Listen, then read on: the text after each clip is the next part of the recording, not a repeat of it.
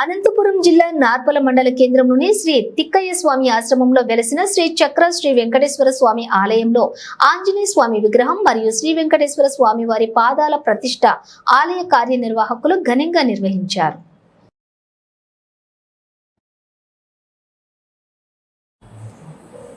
ఈ ప్రతిష్ఠ కార్యక్రమం 2 రోజులు నిర్వహించారు. ఈ 2 రోజులు హోమాలు, నవగ్రహ శాంతి పూజలు, గణపతి పూజ, పంచామృత అభిషేకం, గోపూజ తదితర పూజ కార్యక్రమాలను శ్రీ కైపవేద బ్రహ్మశ్రీ హరకృష్ణ శర్మ వారి మిత్ర బృందం మరియు ఆలయ పండితుడైన శ్రీ మాడుగుల రఘునాథ్ శర్మ నిర్వహించారు.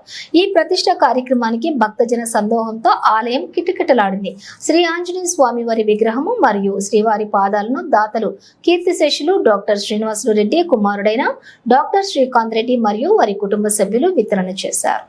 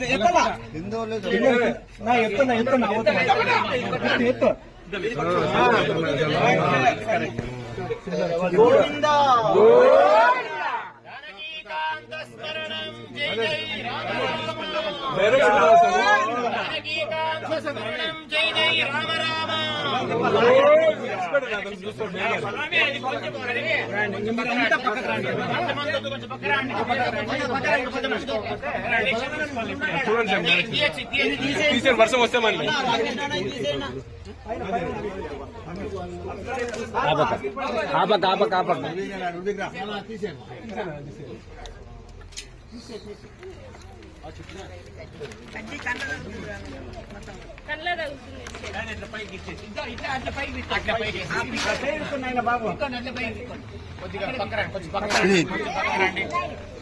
కొంచెం పక్కకు రండి అందరూ. మధ్యలో కొంచెం గ్యాప్ ఇవ్వండి.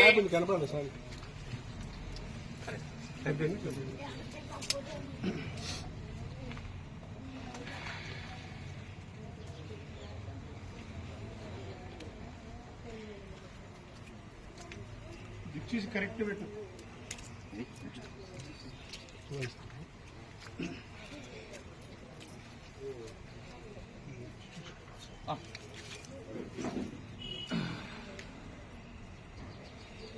పీఠం కదా సార్? పీఠం జడ వస్తుంది. పీఠం కొద్దిగా ఎడం వైపుకి ఒక రవంత, చూడండి ఒక రవంత చాలా చిన్నగా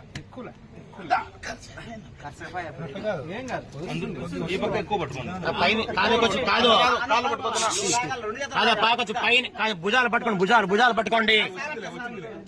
అయిందా? ఇప్పుడు చూసుకోండి.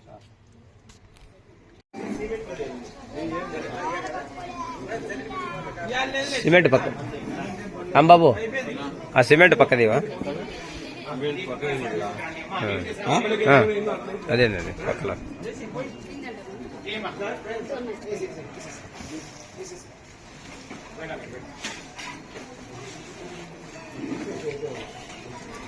ఆడుండు ఆడుండు నీకు తీస్తా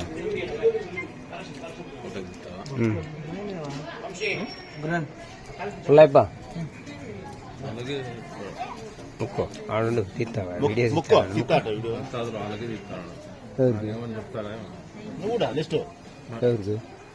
చూస్తావు అట్లా అందరూ ఒకరు వస్తారు అట్లా ఇప్పుడు రా బ్రహ్మాండంగా ఇక్కడ చూడండి అక్కడే ఉంటారా పొద్దంతా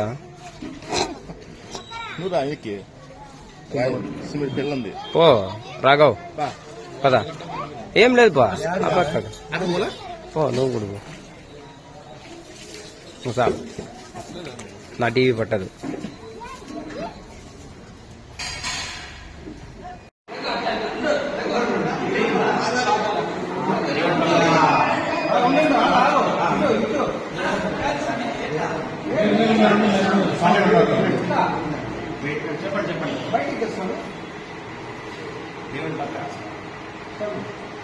సరే చెప్పండి చెప్పండి బయట మీరు చెప్పండి సరే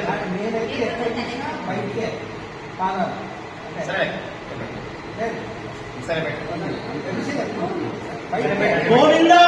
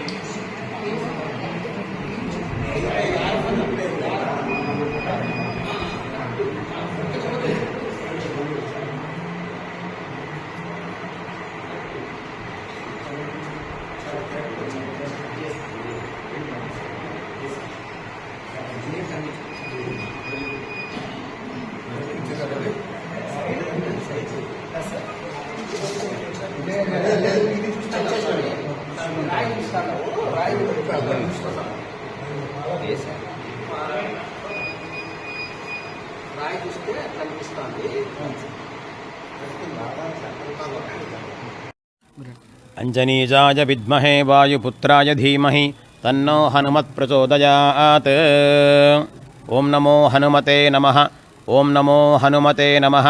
ఓం నమో హనుమతే నమః.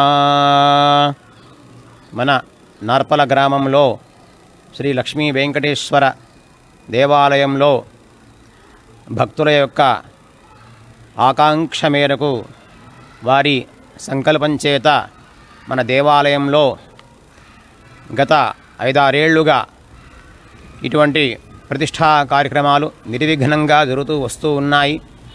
పోయిన సంవత్సరము గర్భాలయంలో స్వామివారి పాదాల దగ్గర శ్రీచక్ర యంత్రాన్ని మనం ప్రతిష్ఠించుకున్నాము.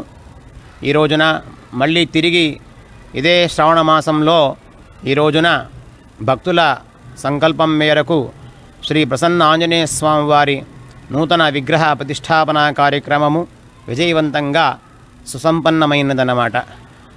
ఈ దేవాలయంలో ఏమీ కొరత లేకుండా భక్తులకు అనుకూలంగా వారు పూజించుకోవడానికి అనుకూలంగా ఏ దేవతలు కావాలో ఆయా దేవతా విగ్రహాలని భక్తులు, దేవాలయ కమిటీ వారు అందరూ కూడా వారి వారి సహకారం చేత ఇట్లాగా ఈ దేవాలయంలో సంపూర్ణంగా అన్నీ కూడా భక్తులకు సౌకర్యం కోసమని ప్రతిష్టా కార్యక్రమం జరుగుతుందన్నమాట. దాని ఆ దిశగా ఈ రోజున మన దేవాలయంలో ఎంతో వైభవోపేతంగా ఎంతో శోభాయమానంగా మనం చూస్తే స్వామివారిని ఎంత ఒక తేజస్సుగా ఉన్నారు ఆంజనేయ స్వామివారు. చాలా చక్కగా ఉన్నారు స్వామివారు అనుగ్రహించేందుకు భక్తులకు. అటువంటి ప్రసన్న ఆంజనేయ స్వామివారి నూతన విగ్రహ ప్రతిష్టాపన కుంభాభిషేక మహోత్సవ కార్యక్రమాన్ని మనం నిన్నటి రోజు నుంచి కల్పోక్తంగా వేదోక్తంగా చేస్తూ వస్తూ ఉన్నామన్నమాట. గణపతి పూజ, స్వస్తి పుణ్యాహవాచనం, పంచగవ్య శుద్ధి, అట్లాగే ఋత్విగ్వరణం, అట్లాగే అంకురారోపణ, ఆ విధంగా చేస్తూ వస్తూ నిన్న సాయంకాలమున స్వామివారి విగ్రహానికి నవకలశ స్నపనం చేసుకున్నామన్నమాట. అంటే శిల్పి చేత ఏమైతే ఈ యొక్క విగ్రహము చెక్కబడి మనకు అందించారు శిల్పి, ఆ తర్వాత మన బాధ్యతగా ఆ యొక్క విగ్రహాన్ని మనము శుద్ధి చేసుకోవాలి అని మన బాధ్యత. ఆ శుద్ధి చేసుకునే ఒక ప్రయత్నంలోనే ఆ 9 కలశాలు ఏర్పాటు చేసుకొని నవకలశ స్నపనం నిన్న సాయంత్రం ఆ స్వామివారికి అనేక ద్రవ్యాలు, పాలు, పెరుగు, నెయ్యి, తేనె, విభూతి, గంధము, ఆవు పంచతం, ఆవు పేడ, గరిగ, ఇట్లాగా అనేక ద్రవ్యాల చేత కలశాల్లో మనము నిక్షిప్తం చేసి ఆ కలశాల చేత స్వామివారికి నిన్న సాయంత్రం స్నపనం చేసుకొని శుద్ధి చేసి విగ్రహాన్ని ఆ తర్వాత వాస్తు హోమము అట్లాగే రక్షోగ్ని హోమం కూడా చేసామన్నమాట. ఈ వాస్తు రక్షోగ్ని హోమాలు నూతనంగా మనం ఏమి గృహప్రవేశం చేసినా ప్రతిష్టా కార్యక్రమం చేసినా ఈ వాస్తు రక్షోగ్ని హోమాలు మనం తప్పనిసరిగా చేయాలి. ఎందువల్ల అంటే అష్టదిక్పాలకులు సకల భూతాలు మొదటిగా మనం వారిని తృప్తిపరచాలన్నమాట.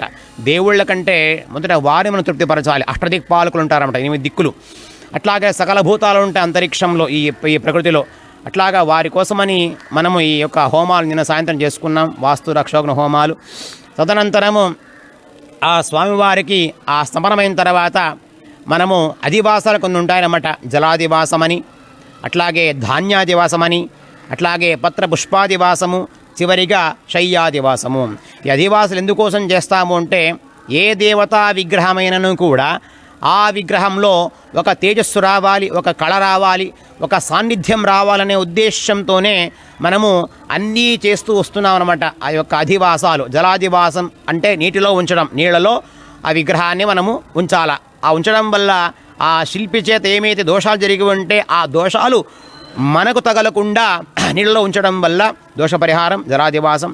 అట్లాగే ధాన్యాదివాసం అంటే ఏ విధంగా అయితే మానవుడు కూడా భోజనం చేస్తేనే మా మనిషికి శరీరానికి బలం వస్తుందో విగ్రహ ప్రతిష్టాపన కార్యక్రమాన్ని నిర్వర్తించుకున్నామో, సంపూర్ణం చేసుకున్నామో, దీని వెనక ఉన్నటువంటి కారణకర్తలు ఎవరైతే ఉంటారో కీర్తిశేషులు డాక్టర్ శ్రీనివాసులు రెడ్డి గారు కుమారులు డాక్టర్ శ్రీకాంత్ రెడ్డి గారు, వారి కుటుంబ సభ్యులు, వారి పరివారము, వారి మిత్ర బృందము అందరి చేత కూడా ఈ విగ్రహాన్ని మనము శిల్పి చేత మనము తీసుకొని వచ్చి ఈ విగ్రహాన్ని మనము ఒక వేదోక్తంగా, కల్పోక్తంగా, శాస్త్రోక్తంగా ఏమేమి పూజలు చేయాలి, ఏమేమి హోమాలు చేయాలి, ఏమేమి విధి విధానాలు చేయాలి అవన్నీ కూడా లోపం చేయకుండా సంపూర్ణంగా మనం ఈ రోజున ఇక్కడ భక్తుల సహకారం చేత విజయవంతంగా మనం ఈ కార్యక్రమాన్ని ఆయన అనుగ్రహం చేతనే, ఇది నేను అనుకుంటే అహంకారం అవుతుందన్నమాట, నేను అనుకోకూడదన్నమాట.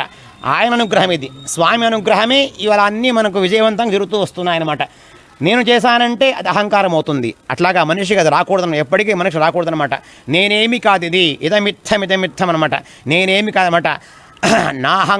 నాహంకర్త హరికర్త అని అంటే నేనేమి చేయలేదు, అంతా హరియే అంటే భగవంతుడే అన్నీ చేయించాడు, నా వెంట ఉండి చేయించాడు అంటే నాకు ధైర్యాన్నిచ్చి ప్రోత్సాహాన్నిచ్చి నువ్వు చెయ్యి, నీ వెనక నేను ఉంటాను అనే ప్రోత్సాహాన్నిచ్చి ఈ కార్యక్రమాన్ని విజయవంతంగా జరిపించినందుకు అందరూ కూడా స్వామివారికే మనము నమస్కారం తెలుపుతూ ఉన్నాం అన్నమాట. ఆంజనేయ వరద గోవింద గోవింద.